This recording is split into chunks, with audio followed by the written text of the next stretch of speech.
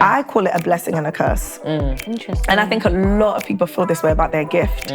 Because you feel so called, so led, naturally talented to do this thing that you can't even deny it. It's easy to change course when things are not so rubbish. great. It's easy to change course then. It's really hard when the responsibility aspect for me is huge in what you said.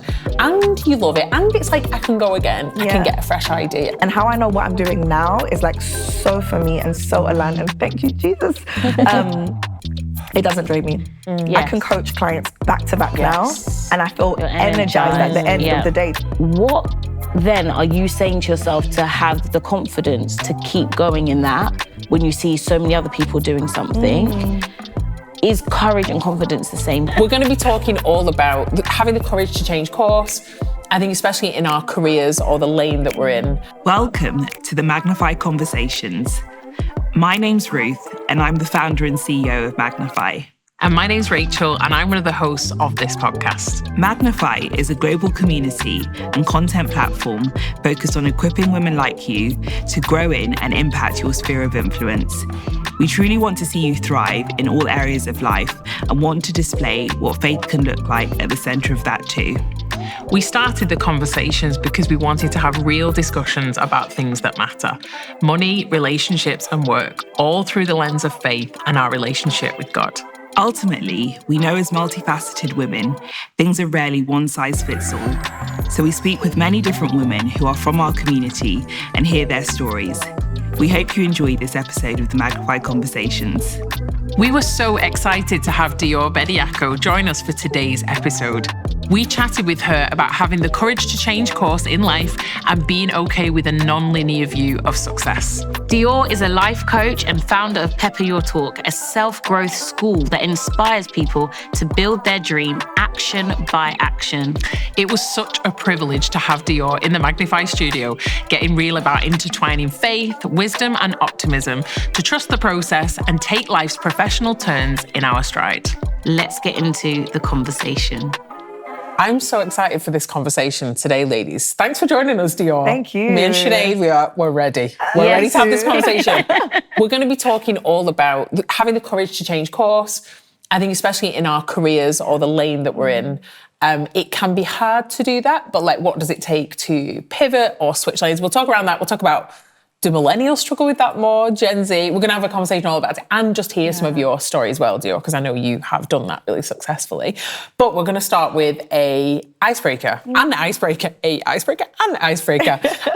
And since you are a fashion girly and you are looking fantastic today, we're going to do unpopular fashion opinions. You can join in as well, Sinead. Okay. So the first one is this. High street fashion brands are all the same and lack creativity. 100%. Okay. Can you elaborate? Like we all shop at like 3 stores. Like I keep praying for God to inspire like 100 people to just start brands. And like big hype, like proper big brands, because we all buy from the same places. Not that I don't love the places I shop, but I think it's like it even limits our creativity of what could be like, who could be the next Zara or who could. We need more guys. Like, I just want more. I'm not doing it, but I'm just saying. Me neither. What do you think? Yeah, I agree. I think the high street, the styling can change it. Okay. The way you put things together. Yeah, I've bought stuff and people are like, where'd you get that from? Yeah, okay. Is that? And then I show them, I'll send you the link. And when they see it, they're like, I would have never seen that on the model and thought that could look like this. So I think the styling plays a part. But yeah, I agree. It's the eye for styling now, right? I agree. It's all the same. Okay, this is quite a funny one. Overalls or dungarees are for children, yes or no? No, they're not. But if you have a situation like going on in the middle. I think they're for pregnant women personally too, maybe. I do see like someone pregnant with a paintbrush. It's cute. Yeah, when I think of overalls. I think it can be done. I think it can be done really well. Like I'm thinking baggy, super baggy, with like maybe a cool top underneath. The right accessories. Something done well. Like I think it can be done. I agree with that. I agree. I feel like this is going to be controversial. Uggs and Crocs are ugly. Don't agree. Because of how they make Do you you feel. own either? Yeah, I got loads of Crocs. Yeah. Yeah, do you know what? You're one of the first people I saw wearing Crocs. I'm so happy you're saying that. No, you are one of the first. Yes, you are. I didn't wear them here today. Yeah. In the pandemic, it's not something I want to be like particularly known for, but yeah, I saw them on Pharrell. Yeah. And then I got them for a guy I was dating at the time. Yeah. Because you could put all the gibbets on it. And I like got Kobe's numbers and stuff on them for him. And then I got a pair for myself. And then Crocs sent me like a couple pairs. Wow. Yeah. And then I got like a new collaboration one recently. And I also not mad at Uggs. Yeah, I love Uggs. Yeah. Again, it's the styling, I think. Even though I don't style them up every day. Yeah, you're not wearing them today. Yeah. Okay, good.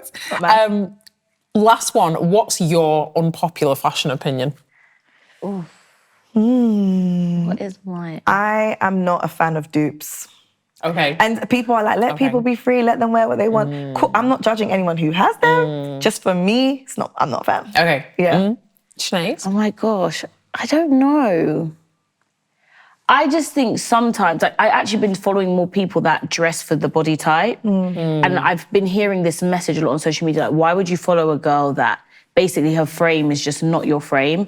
I get inspired by a lot of people, but I'm subscribing more to like, if that our body shapes are the same, I will go follow those people more. So I'm now trying to like, just not punish myself by seeing something on like Naomi and then being like, girl, why doesn't it look like, it looks like Naomi? Do you know what I mean? So I'm more pushing towards that, like, okay, the shape is similar. Let me go for that. Exactly. You know? But I think sometimes, without it being too serious, that can be seen as like, well, we can wear whatever. Well, that's actually true. That's totally true. Yeah. But I think it's nice to look at similar body shapes and be like, okay, that looks good on them. I'm going to try that kind of style for me. I think it's finding what you feel comfortable in, but what looks good too. Yeah. I think you shouldn't deny the fact that certain styles flatter certain body shapes, right? But still, you have the choice to do whatever you want. Yes, exactly. Amazing. So, Dior, can you tell us a little bit about your career? Like, where did you start out? Yeah. Do you know what? Let's go all the way back. And when I was young, people would say, what do you want to be when you're older? And I literally would say Naomi Campbell. It wasn't, I want to be a model, I want to blah, blah. It was like, specifically I wanted to be her. And then it made me realize that as I grew older, I didn't want to model. I wanted to be a visible Black woman. That's actually what it was about, which I think inspired my career pivot. So when I was in college, everybody's like, you're so good at talking. I loved presentations. You should be a PR girl. So I ran with it. I didn't really know what PR was. There wasn't much to research, like on the internet or anything. So I just told everyone, I'm going to do fashion PR. I'm going to do fashion PR from college. And I did a gap year, like a art and design year. Still decided I was going to do fashion PR.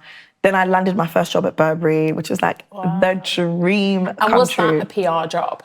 PR, so I was a press samples assistant. So I'm working in the office where we have all the press samples that go out to magazines and special events and all that type of stuff, dressing VIPs. So, and then I worked with the press team like when they needed help. So it was the dream. The dream. 1 month after university, so good. That's impressive. It is impressive. It was. Do you know what? Because a lot of people I went to uni with never even got their big break in fashion. They didn't actually make it into the industry. So it was, I felt really proud. So that's how I started. And so beyond there, how long were you at Burberry for? 2.5 years. Right. And was there a shift then, still in fashion, PR? Like what kind of happened there? Because I know like when we chatted before, there's a bit of a story there. And so back to the visible Black woman thing, like I have always been aware of what I'm good at. Didn't really know how to use it, but I'm like, again, the public speaking, events, people, putting ideas, information together, making it fun and inspiring. My job just wasn't allowing me to do that. Rightly so, though, because I was a press samples assistant. There's no inspiring in that role, right? Get these samples. That's Make it. your day. I get it. And I loved that job. I loved my team. My boss was amazing. Like, it was good, but I wasn't able to be Dior in full time. But I would like inject elements of what I really love. So I'd put like quotes around my desk, or all the things that just bring me joy. Then I started hosting little events here and there. And then off the back of that, I was just like, I think I need to do my own thing. Still within fashion though, because I didn't have the confidence to do anything outside of that. Because from day one, back to the Miss Campbell. But were you actively thinking, I want to do it somewhere else, or not? It's just that you were in the lane of fashion. No, so you were actually thinking, I want to do this wider than fashion. People had suggested it, okay. and I rejected it because I was just like, all I know is fashion. Yeah, absolutely. And it actually wasn't my plan to leave my job full time and do the business. It was like, I'll look for another job whilst I'm starting this fashion company to support young professionals. Because then I use some of my education, my experience, and some of my talents. So it felt like the good mesh, like all of that coming together felt really good whilst I'm looking for jobs. I didn't ever get another job. Well, I did part-time stuff to make money, but yeah. So what happened at that point? So when you started to do some of your own things, what did that look like?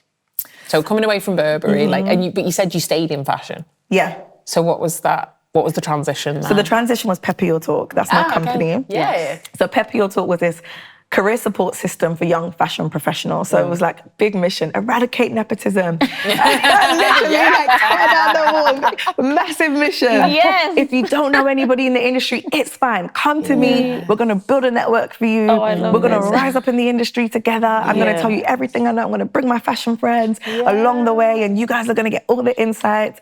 And I did it. Yeah. Successfully, I don't know whether I would say successfully, because to me, an element of success involves money. Yes. And I wasn't making very much of it. Right. But were you feeling fulfilled in it? 100%. Okay. I call it a blessing and a curse. Interesting. And I think a lot of people feel this way about their gift. Because you feel so called, so led, naturally talented to do this thing that you can't even deny it. Yeah. But don't know how to do it commercially and how to actually do it at the scale that you know the need requires you to do it at. It was hard. It was but hard in a very personal way. Right. Like internally, I was like, I'm not really succeeding, but I am. Yeah. More people know me. I'm helping these young people. I get to host these incredible events with fashion leaders and seniors. I was getting big names together to come and speak to these young people. I'm not making money. Yeah. You know, I had a subscription service at that point, so it became like a members club. I was charging them £12.50 a month. Right. Meanwhile, I'm working 6 a.m. every hour to 10 p.m. Making next to nothing. So I had to get a part-time job to support myself. And it just felt silly. Right. Yeah. And everyone's now knowing my name and they're like, Dior, it's amazing what you're doing.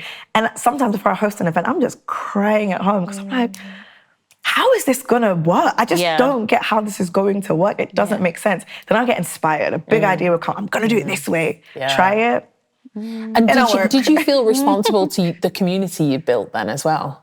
Absolutely, because it's gone from being just people who make up a network to people who, when they break up with their boyfriend, they call me. Exactly. Oh, you Lord. built a community. It wasn't just a network. Yeah, my parent has kicked me out, or Dior, I really can't pay my rent because the industry doesn't pay loads, but I really want. So I felt personally responsible to the point where it was draining. And how I know what I'm doing now is so for me and so aligned. And thank you, Jesus.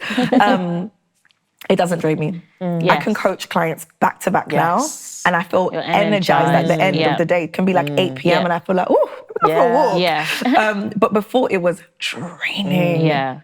So how did you make the shift from the Pepper Your Talk stuff to what you do now, coaching? Because that must have been, sorry. No, I just also want to ask, even that shift from leaving a household name, Burberry, sometimes I know people oh, it's not logical, but I did it anyway. But for real, I know what it takes to get into a household name. Right. And to walk away from that. Sometimes you have the backing of that on your CV, right? That opens doors. You know what? You can still use it.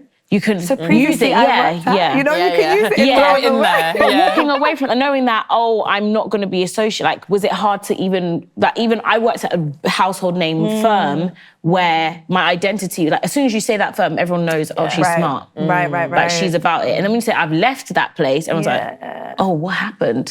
So, I kind of liked that, because what I say is I founded a company and found myself. Yes. And that is my big strapline for that part of my journey. Okay. It wasn't so hard leaving a household name at that point, because I was just an assistant. I didn't really hold much weight. I didn't hold any weight in the industry, so it didn't really matter. And then also you've got this thing of your name is Dior and you work for this other thing. So the two coming together. Did you get that all the time? Oh my God. Oh my God. It's like a pickup line, I bet. Literally, hello, Dior speaking. They'll be like, oh, I said, no. I'm the Dior. You've called Burberry. This is Burberry, it's Dior speaking. So that wasn't hard, leaving the household name. I felt personally responsible, yes. And how I shifted from Pepper Your Talk then to Pepper Your Talk, because it's still called Pepper Your Talk. Yes, okay. Yeah, it was the pandemic. And I think I had enough. And I just thought, this can't be it. I was about to be 29. I thought, okay, 30's on the horizon. I want to spend a good amount of time feeling comfortable by entering my 30s, because I don't want that, like, oh my God, what am I doing with my life, that a lot of people have at 30. So I used that whole year to get really comfortable with the age, get comfortable with what I hadn't achieved, and be so real with myself and say, you didn't do all the big things. In the fashion industry specifically, or just in general? In general, because I used all my savings. I had no money, I'm not even joking. Yeah. Drained my savings. To do what you to keep fulfill doing this so-called conviction, which feels like, why am I doing this? Also, amazing things are happening. Right. And it's moving forward, but do I know if it's really going to take me to where I want to go? That's so hard. It's sorry to interrupt you, but I'm like, hard. Yeah. I need to touch on that. That's so hard, because it's not like you were like, this is not working at all. I hate this. Like, I know you were struggling with Passionate. But you were like, I love this. I can see it's doing good things. Yeah. It's easy to change course when things are not so rubbish. Great. Yeah. It's easy to change course then. It's really hard when the responsibility aspect for me is huge in what you said. And you love it. And it's like, I can go again. I can get a fresh idea. But God is good, because in the pandemic, I was hosting a lot of events for it was called the Junior Network under Pepper Your Talk. So for fashion juniors to build their network. Yeah.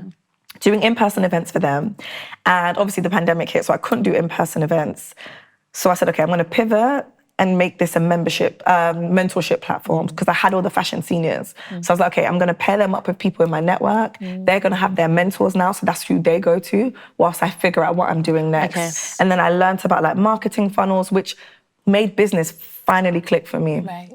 Finally click. I think I was trying to be too innovative. I was trying to do too many things that didn't really fit into a model. Yeah. Which I advise everyone, like, know what industry you're in and know what business model you're following. And do not feel like you need to innovate everything. I am the innovator. The very fact that Dior is the business owner is where the innovation comes from. Just show me the model for this and let me just run with the model. Right, so that knowledge was actually transformative for your journey? Absolutely. I remember exactly where I was when my friend told me, like, do you have a marketing funnel? I was like, no. What's that? Do you? Yeah. And when they broke it down, I was like, oh my goodness. Everything I'd been doing was so sporadic, right? So then I was pivoting my group. So they had their mentors, and then I started an accountability group off the back of that. And now I still have an accountability group as a coach. So like I said, God is so good, because all the seeds that were planted, I'm still using everything today. Even some of the content I created for my fashion group, I can still use it with my clients today. There's a thread that is like the line in between. Everything happened as it was supposed to.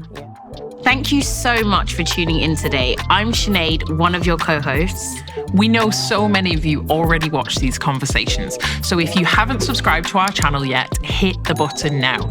It really helps this important content to reach even more women around the world and ensures we can keep bringing these conversations to you. Let's get back into this episode. I'm thinking about, because there's a lot of, I still think you're such a doer. I can hear that. Do you know what I mean? The story, like, I don't even think you pause yourself, because I know a lot of people that stop and start, but I feel like you kept doing it. And I know that in terms of the faith journey, like my mum always says to me, God works for people that are rolling and moving, and you got to Peter was fishing, you know, all these things. And I always want to know, like, what are the conversations someone is having with God at this time, that they're making moves or not making moves, or, you know, they're doing things but it's not working out. Like, what was that conversation like? What prayers were you praying at the time? You know, what was going on there? Yeah. It's so good that you touched on that, because I always say, like, clarity comes from action. And I always tell people, do not stop unless God specifically says pause. Okay. So I didn't feel like I had the right to stop because I hadn't been told to pause. Okay. So I kept doing something. Yeah. And my prayer was literally, you've given me this talent. I know I'm talented. I don't doubt myself in that sense. Yeah. I've always had that quiet confidence that you're supposed to do something. Yes. Distinct. Not just like blend in, do something, be set apart in some way. And I've always had that conviction. So I'm like, you put this in me. Just show me why. Yeah. And keep bringing the people who can help me figure this out. Because I don't think my, say, start in life or like my upbringing really prepared me for this journey. Right. It was... In what way? As in, I don't think I was raised to be extraordinary. And to really have that like next level faith and belief in myself. Interesting. And to be super confident. I just think I was raised to be well-mannered. Yes. To follow rules, to be a good person, which is great. Because I still use all of that today and I pride myself on that. But for the journey I was on, I needed more than that. Yes. So where did you get the extraordinary desire from? God is God. Yeah. It is literally God. Yeah. Like I would do something and someone would say, you're amazing. And I don't hear them. I'm like, God is telling me that. Yes. He's reminding me to keep going, to keep going, to keep going. Yeah. I think a lot of people have it. I don't think I'm unique in this sense. Yeah. So whenever somebody comes to me, they're like, I feel like I'm crazy, but I'm like, stop. Yeah. You're my kind of person. Yeah. That's not crazy. That's God. Yeah. There's no evidence of it, but you feel it. Yeah. That is the Holy Spirit. Like that is, you're not crazy. I was like, crazy people get stuff done. Like you have to be a bit crazy. You have to be like, there's no such thing as rain, but I'm gonna build a boat. And like, it can only, that's the only things where things shift. Yeah. And I think, when we call it crazy, and I think the language is wrong. The language is wrong because then when you want to make a shift like you did, everyone's like, you're crazy. It's like, no, I'm actually becoming more of myself. I'm actually walking in faith. It's not what we were supposed to be. Like, I'm doing things that people have no eye has seen, no man has heard, but it's like, you're crazy. And it's like, language, you know, can we find another way to language these things, you know? I think the words that you use even about yourself, like I love how you said, I knew I was talented. I love that. Why can't we just be bold in that? God has given us talent. God has given us incredible gifts. And I'm so excited because I'm just like, yes, it's like, that is God. But did you feel like sometimes, because people didn't understand, did you have to explain? Did you have to just keep working? Keep working. Yeah. Keep working. I am my own best friend. I've got amazing friends. I'm so blessed with my friendship group. But I'm my own, like, I always say, I'm going out with number one today, Dior, alone. I am my number one. For yourself. And it's not like a egotistical thing, and it's not selfish. It's I really had to learn to love myself in that process and journey. That's why I'm like, it was hard, but I can do hard things. Because when my friends were able to go on holiday, like Coachella, for example, I'd never been to Coachella because at the time when they were going, I couldn't afford it.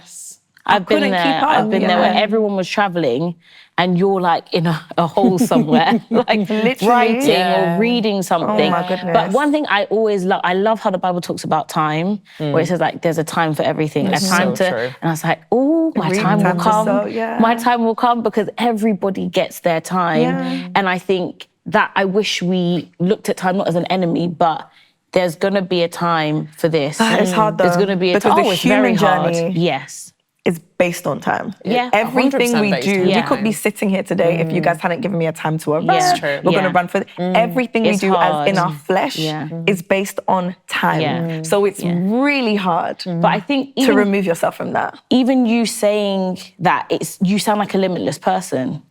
Because you were saying, okay, I'm gonna make a shift here. I'm gonna do this so I can keep making a shift. And it doesn't sound like time was something that you, I guess, constantly looked at like, but have you come to time. That? Have you come to that now? Like time? Yeah. So like Sinead's saying, like you seem really limitless and along the journey, have you always just thought time is a constraint that we have, but then also, or have you come to that just through your journey and situation where you've gone, do you know what, I've just learned, time's important, but also... It's very important, it's very important. And that's why, as I was approaching my 30s, I used that whole year to get comfortable with becoming 30 because I know that time is real. Like, let's be so honest, there's so many things you want, but I had to now find a new way to approach this new age because I knew that it's going to bring other things and I have to get serious. And so I used time, but I don't use it against myself. Okay. Yeah, okay. No, that's like not I'm what I'm good at. behind or I've not done this. Because you were saying, definitely, I don't know about you, Sinead, for me, coming up to 30, basically when I turned 29, I started telling myself I'm 30. Did you? Because mentally I was preparing, I'm going to change decades. Yeah, I realise you I still wanted to do it now. prepare yourself. I told someone I was 36 the other day, I thought, I'm not even 36, I'm 35. But I start becoming comfortable with like, okay, that sounds crazy, but I do that. It's a mature thing. Like I think it was Joyce Meyer that says her husband knew he was going to get older and he would say, I prepare myself for the day that I won't be able to play golf anymore. Yeah. So I know, like, I prepare myself. I don't think it's a bad thing. I don't think it's wishing your life away, but I think No, it's not. preparing for that time, you do go, oh yeah, okay, I am entering my 30s or I'm entering my 40s. I don't know how I'll feel when that comes, but we'll deal with that when it comes to it. I coach all my clients around the future self concept. Okay. So we always work ahead of that. time. 3 to 5 years ahead. Yeah. So Yeah. I don't think there's anything wrong with that. Again, if you're not using it against yourself, if you're not making it negative. People do, I think women especially, in they every way. say, I'm 30 now, I'm 40 now, this hasn't happened, this hasn't happened. I think I crashed my life so many times, right, that I just thought, I'm never going to do that to myself again because I was so adamant to get married by a certain time. I was crashing, burning every type of, I was dating all sorts of crazy people. So I was like, I don't care if I get married when I'm 70, I will not get divorced. And I was like, I'm done with this whole time, because I was like, I got one more heartbreak left in me. So Lord, make it a sweet love. Even if it's 1 week of love, Lord, do you know what I mean? Because I'm tired of crashing my life, crashing his plan, So I think God, he lives above time. We try and bring him into time, but he lives above it. However, I really can hear again like this, you had goals, you had markers, and that's a good thing. There's a lot about biblical markers that, you need to have a vision, write it down. And I'm just wondering, like, what markers did you make for yourself to now say, now I'm going to go and coach. Now I'm going to, what were the things, because you're here now. And I sense that you wrote these things down or you planned I journal for it. a lot. Okay, My brain for me is like my biggest luxury. I love luxury. All the luxuries. In the name. But that's your biggest luxury. My brain is my biggest, because we create everything from our brain. Everything we see in the world has come from someone's brain. And so I write down everything, all my ideas. I give so much respect to everything that comes out of my brain. And I always tell my clients, or people around me, respect yourself by respecting your thoughts, your ideas, your visions, put them down. Because it's hard to go into a world that's going to break you down if you don't first give yourself that respect. So I write it all down. I have all my goals. I know what I want to achieve, but I'm also open to the journey. And what kept me going was this phrase that I love now, made for more. And that's the strapline for my business. And saying I'm made for more, what keeps me going is seeing whatever I was made for physically in the world. So I'm not going to stop until I see it. So I would love to achieve my 3 to 5 year goals in 3 to 5 years. But if it takes 10, I'm not stopping. Are you until quite I have flexible then, as a person, or no? I don't think we can control life as much as we think. Right. The reason I ask, we were talking the other day about for me, and we're on the same page, me and Sinead, when I've set my mind on the way something is, or it's going to be, and I'm even talking about week to week plans. I'm not even talking about 3 to 5 year goals. I find it really hard when it doesn't play out, play by play the way I expect it to. Now, I know that's silly, because that's not but I get a bit indignant with it. But I know I can't be like that. And actually, my husband constantly tells me, you do actually just do need to be. It's not about not having goals. He'll be like, it's not about not having goals, but you need to be a bit more flexible with how they work out. Right, I think do you think you've become flexible? Do you think that's just you are just that type of person? I subscribe to that. You're the same. I don't think it's right. I'm saying I want to be more flexible. I'm both. Depends on what it is. There's certain things I don't want it to be any different from how I imagine. And there's other things that turn out more beautiful than I could even imagine. And there's things that flop. There's that too. I'm less bothered about that and more so every mindset that I have around something, I would understand how I arrived at that point. Why do I think it has to work out like this? What was it about the working out that I'm holding myself to so much? That's the real issue. Yes. It's not because that's just the manifestation of it, me being angry or fixated. But there's a mind, there's a thought. There's a mindset that's driving and I want to understand that. Yeah, exactly. And once you understand that, then more about yourself becomes revealed to you. You're like, oh, I just don't want to be sad. Or it's like, sadness is an emotion I don't like to feel. So I try to control everything to block myself from. And then the real journey is, okay, how do I embrace more sadness so that if nothing ever works out again, I'm all right. Because I can feel sadness, process it, and it doesn't harm me. So I think it's what's happening behind the actions. So you go from, everyone knowing you I knew you as a fashion person, right? And everyone knowing you as that. And now you're saying, I'm coaching. You come out, and also after the pandemic, a lot of people emerged as different things. As coaches, which I think is interesting. You know, I mean, so just a lot of people made changes. What then are you saying to yourself to have the confidence to keep going in that when you see so many other people doing something? Is courage and confidence the same thing? You know, and what made you think I'm going to keep going in this direction? How did you sort of do that? I had to first admit that I'd failed. That was the first step. So who said that you would fail? You think that you failed? 100%. I failed at the mission that I'd set out. Right. I'm not a failure. No. It's not my identity. But because you knew what you'd set out to do. Okay. And I wrote it down on paper. I remember exactly where I was. I was with my friend. We were co-working. She didn't know what I was writing down. Okay. Sat at the sofa and just wrote down like, Peppy will talk as I know it is dead. This business is not going to work, blah, blah, blah, blah. And then I had to feel into it and process it. I didn't tell anyone. Process it. I think I had an intern. Not that I was an intern. I had a member of staff at the time. And I told her, we're probably going to have to pivot and do like other things. So like with the social media content, just start making it self-development. Let's take out the fashion stuff and let's just focus on self-development. And then I actually want to create some type of like mini course around how to accept a chapter of your life closing. Wow. Because so many people struggle, especially my clients, like they really struggle. The first step is naming it. I called mine failure. Yeah. You can call yours whatever you want. The end, child. Whatever you want to call it. Goodbye. I feel like I'm the guinea pig on the course right now. No, tell me you're feeling this too. I'm thinking, what door can I close right now? That is so powerful. So naming what it is. I had to name that chapter. Okay. So that if I ever refer to it, that's what it was. And I'm cool with it. It's not, again, it's not my identity. It's something it's an event. Did. Yeah, exactly. Also, in failure, whatever I called it, there's so much good in it. It made me me. It made me more confident. It gave me contacts. It took me to places I didn't imagine my career could go. It was amazing, but it didn't work. And then I had to process that over time. Okay, what held me back? Why did it fail? Money was a big thing. Didn't charge my worth, scared about money. And then that really revealed so much about my limited beliefs about myself. My name is Dior and I'm not charging enough. What is going on? Leaning to the brand.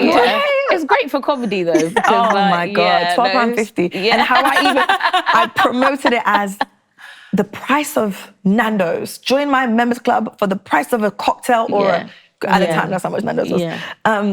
And I thought that was cute. I'm like, no, it's not. You're underselling yourself. And I'd done that consistently. So because I'd now called this failure, I tracked back all my failures and I realized that the root of my failure was fear. So then I started investigating fear and then I had a fear-free year or something where I was like, every time I feel fear, I'm going to dig into why. I did a lot of self-coaching. There was a specific day where I asked myself 2 questions in bed. I couldn't sleep. I'm a routine lady, okay? I love my routine. I could not sleep. It was like midnight, 1 a.m. And I was like, let me just coach myself on what's happening for me. 2 questions came up. Are you scared? And are you ambitious? Very hard questions to answer. Simple. The simplest questions are always the hardest. And are you scared? Yes. Are you ambitious? I didn't want to say no because I am, but I wasn't showing up like how I should. So it was hard for me to say no. You weren't sure. But you felt it was a no, I kind of was though. sure, but I didn't want to admit that to myself because what do you mean you're not ambitious? Yeah. So I put the two together and it was, are you scared of success? And that opened up a whole door for me. It was like the money thing, that money mindset, that was a big thing. limited beliefs, who I now have to be letting go of Dior as I know it. And which is why I coach everyone around the future self concept, because it's like, who you are today is not going to get you to your goals, unfortunately. Yeah. There's another version of you, though, who believes in herself so much more, who's not scared, who's willing to try and fail, who's all those things. So I had to let go of me today, close this chapter, call it failure, and then open a new one of my future self. Yeah. And since then, even becoming a coach, I literally wrote in my notepad, my journal one day, oh yeah, by the way, from today onwards, I'm a coach.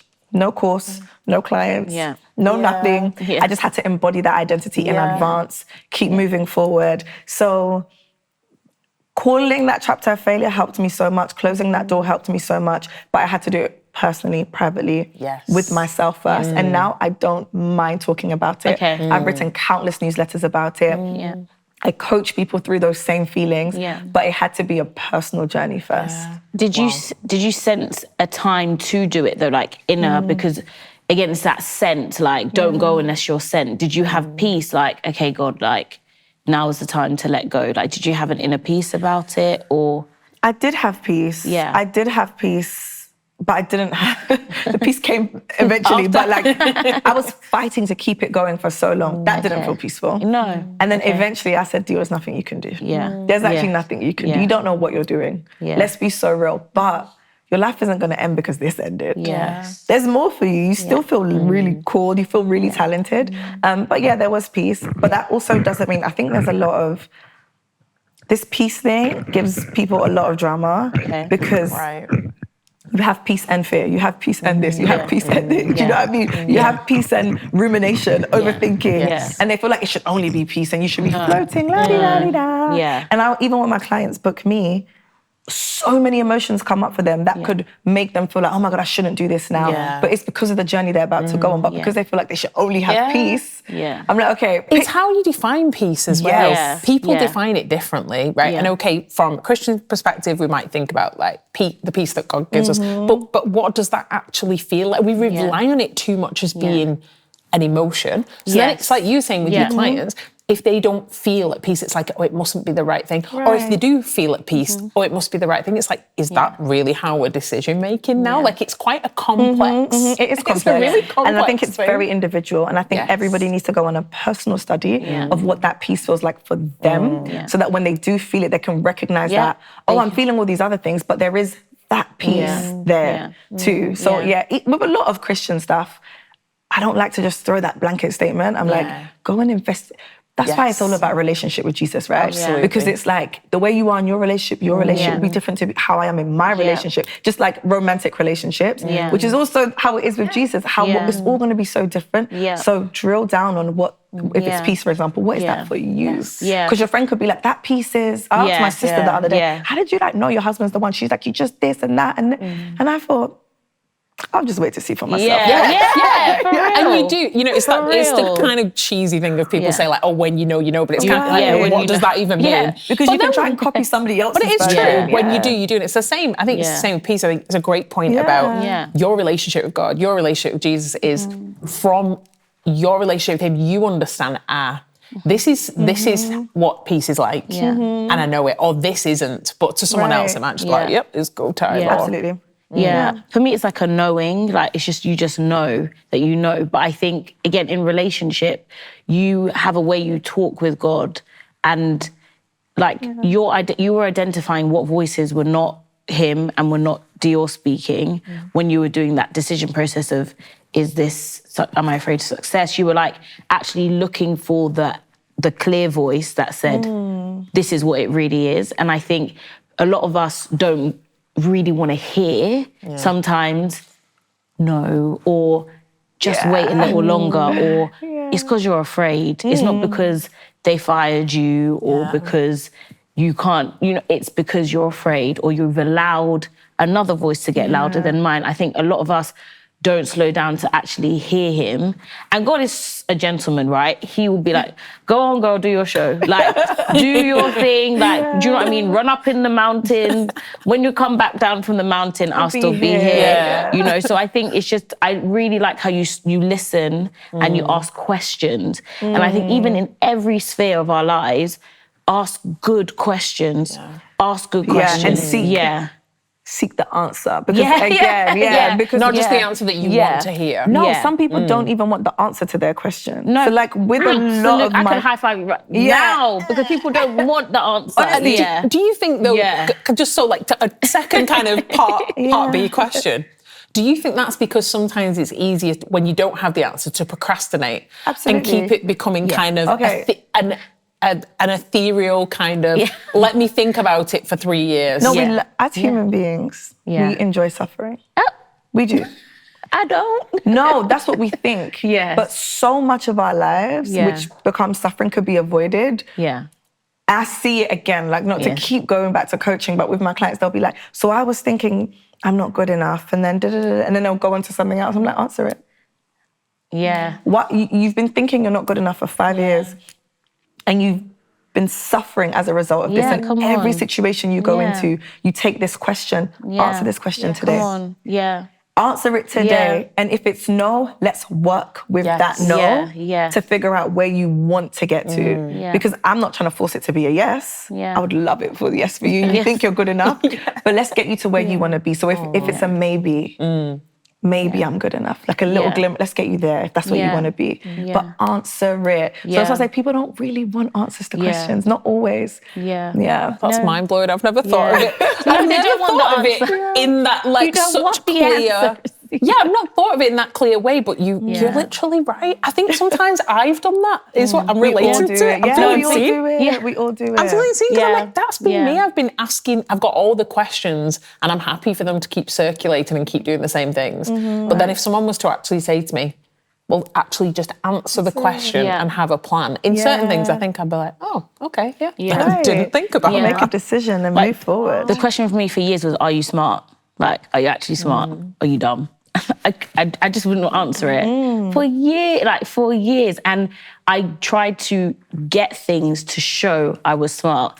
So it's like, well, I am a lawyer, must be smart. And like, but then I worked and there are dumb lawyers. So you're like, so do you know what I mean? You have to start, then you're, I'm married, can't be that stupid, can I? You know what I mean? Just all these things like trying to try and prove something that you hadn't even just given it an answer to. And I think when I qualified, I think the Holy Spirit was like, what now? Like, are you smart then? Kind of thing. I was like, I am, you know, but years of just hold the question. Holding that years of it, you know. And again, I was so inspired by people that are able to just walk away or let go or answer the question quicker, because even I stayed working at certain places because it gave the appearance that I was smart. And I think it is that Gen Z millennial thing, right? So I tell my younger cousin, who is amazing, like literally has worked in 5 different places, every time the salary jumps, right? And she's asking me for legal advice. I'm just like, girl, you're making more money than me. And she just like, I'm done with them, like moving on. And I'm like, I couldn't even leave this place because of I feel like I know why. The question. Because clients love my clients so much. Because I learn so much. I get, you know what you said about take action and gain clarity? Through coaching, I learn more because I'm like, wait, you said I'm gonna go research this. I'm gonna figure this out. I'm gonna listen deeper. A lot of people need results to answer their question. Okay. I don't believe in that. So like, you know how I wrote down on paper, by the way, from today onwards, I'm a coach. I had no clients, made 0 from coaching, no qualifications in coaching. It's just a decision you make about your identity. And then a mindset. And mindset, Oh, that's powerful. Because the result, you had the results, and it still didn't mean anything. And it still was like, well, this firm is this level on the list. Exactly. Because you're always going to find a way, and because you've not answered the question. And the answer is in there. The answer is, I don't think I'm smart. That's why you discounted everything that could have proven you were smart. So just be honest. My one was, am I ambitious, right? I couldn't answer it. I couldn't answer it. Like, it was like, am I scared? Yeah, I'm scared. It was like, oh, God. Because once I admit that, whoa, hold on. I really want to be ambitious. I really want to do, I want to be a successful woman, making our own money, all this stuff. But if I answer no to this today, then I've let myself down all these years, and I can now track back all the ways that it's a lot. So I'm not saying answering those questions are easy, but it serves you so well because now I can be bold and do things. Genuinely, my career now is all about really making myself successful because yes, I am ambitious. I am. Yeah, you've answered the question. This is so biblical though, because God calls those things that are not as though they were. Thank you. So you have to decree a thing. I always preach, I'm like, decree a thing. And they're like, am I smart? But you have to speak a thing before it happens. That's faith. And what you did, write down, this is what it's gonna be. I'm a coach. And I was talking to myself. You know, by the way, it's like I'm just letting myself know. So I'm letting this version of myself know that, hey, I'm done with you. You're literally changing your mind. You know, you think about like renewing your mind, the changing of the mind. That's what you're doing. You're setting it out because you just said, Dior, like your mind is, or your brain is always going to look for ways to disprove or prove bias. something. Confirmation bias. So like you were constantly looking for, am I smart? Because your question, I know this now, this is so good. Because your question was, am I smart? You're always looking for, am I? But you kept coming back to the question because you hadn't really answered it. But it's almost that changing of your mind of going, no, this is who I am. This is what I'm going to be, and my thoughts and my then also behaviours then follow that, don't they? They're going to align with that, and that is literally biblical. Amazing. Yeah, decide in advance. Just decide in advance. Like when I got my first coaching client, I was on stage, I was doing an amazing talk, interviewing Tracy Ellis Ross. So it was a big deal. It was amazing. And I had said, because I'm a coach, did I have any clients? 0. But I got my first client because somebody that was sitting right at the back was like, you mentioned you were a coach. Can you coach me? Amazing. So decide in advance who you are and show up as that person. So like in my work now with Pepper Your Toolkits, I help people design the life of their dreams. So we start with your vision, own it out loud, speak it, and then build it action by action. The building doesn't come first. No, the identity, the design, and then you start owning it, show up as that person, and then we can work on the plan. That's amazing. Amazing. We have got an audience dilemma. So we have our community writing in on these topics, and I've got one that I want to ask you before we kind of find out where we can find you online and how we can find out about your coaching and everything. So it says this, I've been in the same job for years. There's a sense of security, but I know I've been placing my business dreams on the back burner because I'm afraid to fail if I change direction. I feel torn between staying where I am and just going for where God is really calling me. Should I quit to focus on chasing my dreams that would require me to start from scratch? Or should I be patient, wait it out and make a more rational decision? I got 2 answers. Well, 2 approaches to this.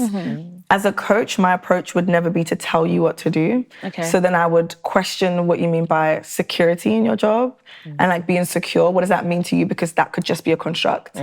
It may be, because I get a salary and blah, blah, blah, but that's what security means to you. So then how can we transfer that to your business and ensure that you can get that set up and then you have security in that too?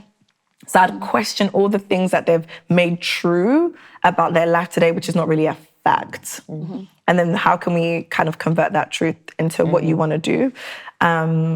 The second thing I would say comes from my personal journey. This is Dior speaking to them. I do not advise people to just quit their jobs at all. It's what I did. It was so, it was hard. It drained all my savings. You don't feel comfortable, and then you start building it goes from being creativity and passion to being necessity and strife. And you start forcing things to make money, so you start acting out of character. And you start, you're not able to be yourself. You're relaxed, comfortable, confident, secure self. You feel very insecure, so you start showing up as a version of you that you don't like. Then you're building a business as somebody who you don't even recognize, and it just becomes off. Then you start resenting the business, and inevitably you go back. So I wouldn't recommend that. I would recommend the approach of when you're driving and you get to that biting point of the clutch. Get there. When you start pursuing your side hustle, your job, your business, whilst you're in your job becomes a breeze. what your boss says doesn't stress you out because you know that when I go home, I'm working on my passion. It's hard, I'm tired, but I'm seeing myself become more of my future.